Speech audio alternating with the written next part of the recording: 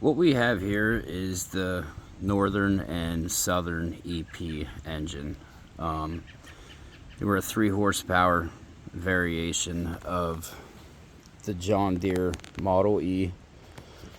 As you can see, the heads and valve train, as well as the push rods, are completely enclosed on both models.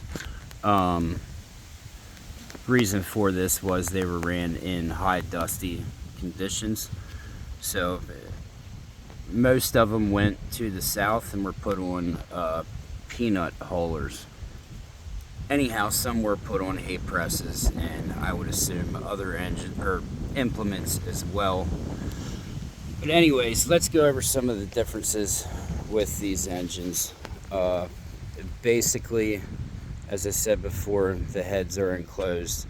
On the Southern EP, you see they have an exhaust on them. Unlike the other Model E engines, they came with spark arresters. These actually had a muffler on them that was also used on the BR model tractor.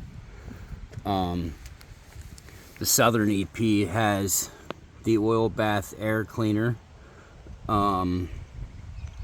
And obviously it's there so that it would bring the air across the oil before it entered the engine, and that would clean it up. They were a spark plug engine. They didn't have an igniter. They come with a Wyco magneto instead. The timing cover on them is also a little bit different, as there's nothing on there about being manufactured or anything else.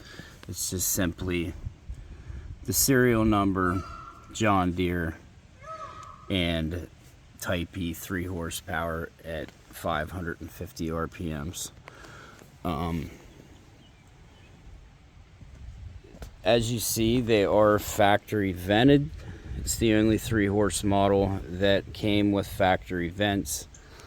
They had dust covers over the crankshaft mains to keep dust out there as well. The pulleys on them are, as you see, completely different. They've got a 3/4 inch flange on the end of them, and I would assume that would be to hold the belt on so it didn't slip off the implement that it was mounted on. This one still has a little bit of factory John Deere lettering here on the side. It's very, very faint, but I would have to argue that this is probably one of the nicest examples of an all-original EP that you could find. They also come with dust covers for the water hopper as well, and that was obviously to keep dust out of the hopper. They produced approximately, from what I understand, 500 of these engines, and then 50 of them were never even put into production, and approximately 50 of them were sent back to the factory, and they were rebuilt and resold out of the Minneapolis Exchange House, and that's why they were rebranded the Northern EP. Now what they did was they stripped the oil bath air cleaner off, and they put a factory mixer on, just like would be on a regular 3-horse.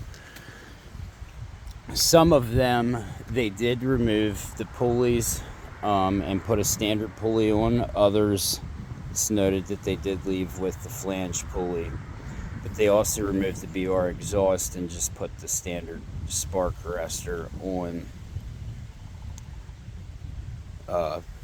this engine as well.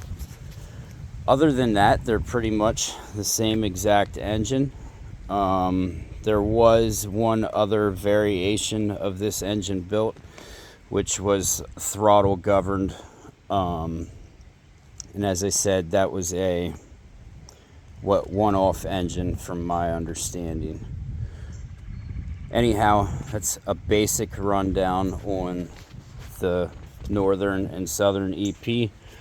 One other difference I will point out is I've noticed that, and if anybody has an answer on what this is or means, but on these engines, they have a second tag that is in the side of the block above the factory castings on the pulley side. I'm not 100% sure what this means, but from what I can make out, it says 213-37. My assumption is possibly that it was the 213th engine, EP engine, that was built in 37. I don't know if that's accurate, so don't quote me on that. But if somebody would have information on that, I would greatly appreciate what it actually means. Anyhow, hope you enjoy. If anybody has a request on what they want to see next, just let me know, and I'll try to dig it out of the shed.